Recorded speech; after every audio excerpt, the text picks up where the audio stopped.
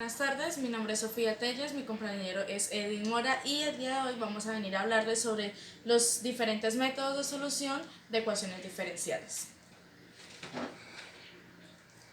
Bueno, hemos encontrado 12 tipos de métodos para poder solucionar estas ecuaciones. Entonces vamos con el primero.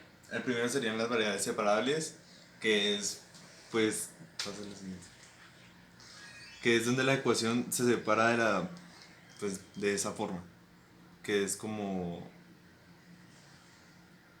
una derivada. La solución general de la ecuación sería la integración de cada una de ellas y se pasarían al siguiente lado como en forma de x. Las de abajo, las de las que están dividiendo pasan al otro lado a multiplicar. Y ya, pasa lo siguiente. Cambios de ecuaciones de variables. Las ecuaciones del segundo orden del tipo b2 por bt al cuadrado igual f, esa es la función. Se, se, ¿Cómo es que se llama eso? No, no, se factoriza la función. Bueno, entramos con las ecuaciones homogéneas. Dicen que es cuando una función de x y de y es homogénea de grado n si para un número real satisface la siguiente identidad, que es f, dentro de un paréntesis, t de x, t de y, igual a t, un número entero, f, xy. La siguiente es el del factor integrante y es cuando una ecuación diferencial no es exacta. Se puede convertir en exacta multiplicando por un factor apropiado de x de y llamado factor integrante de la ecuación diferencial.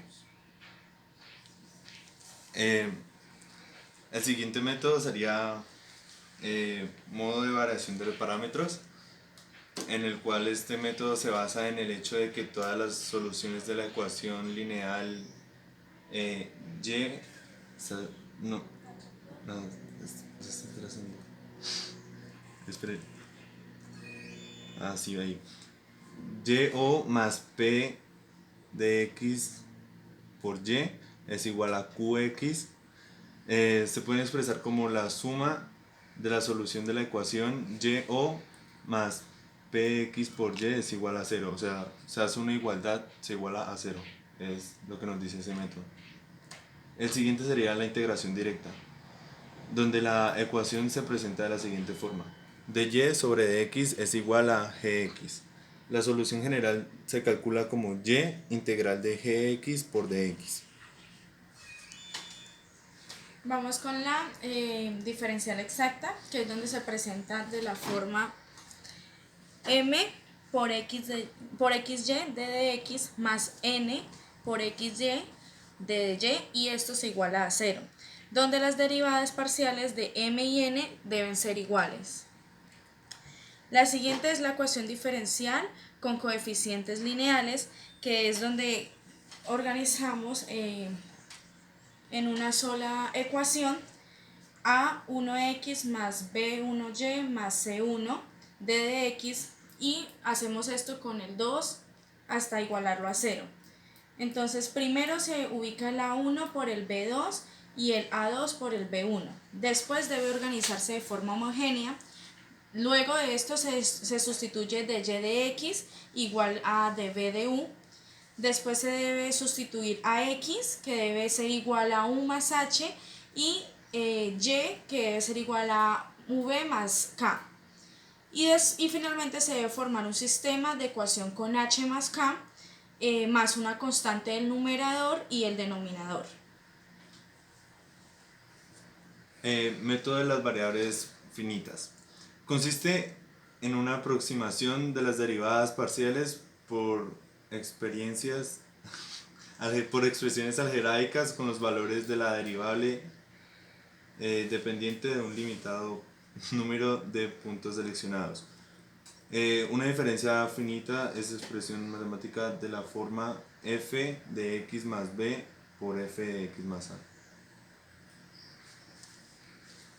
La siguiente es la ecuación de Bernoulli, donde la y' más el p de x por y es igual a f de x y sobre a la n, elevado a la n.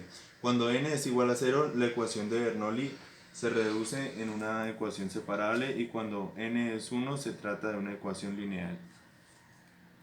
Bueno, el método del punto medio modificado consiste en una aplicación secuencial de la regla del punto medio en un modo de integrar desde un punto x hasta otro punto x más h, mediante pasos del tamaño h igual a h sobre n.